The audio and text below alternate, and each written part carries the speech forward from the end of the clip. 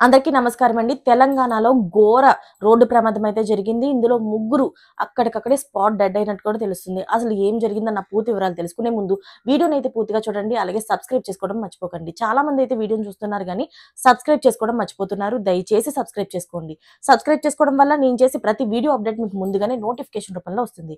అదే విధంగా లైక్ చేయడం మర్చిపోతున్నారు. దయచేసి లైక్ చేయండి.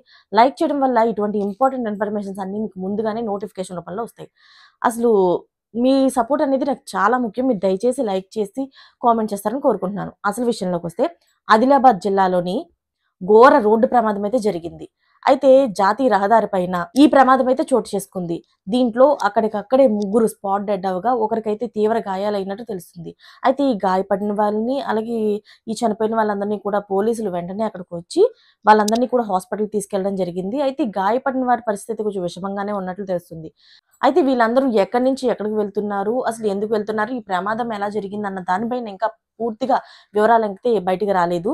ఈ పూర్తి వివరాలు బయటకొచ్చిన తర్వాత మీకు ముందుగా తెలియజేస్తాను. అయితే ఈ చనిపోయిన వాళ్ళు ఎవరు ఏంటన్న గుర్తించడంలో కూడాను పోలీసులకి ఇబ్బందిగా ఉన్నట్లుగా తెలుస్తుంది. అయితే వీళ్ళందరినీ గుర్తించి వాళ్ళ కుటుంబ సభ్యులకు అప్పజెప్పేందుకు ప్రయత్నిస్తున్నారు. మరిన్ని లేటెస్ట్ అప్డేట్స్ కోసం ఛానెల్‌ని అయితే సబ్స్క్రైబ్ చేసుకోండి. Thanks for watching friends.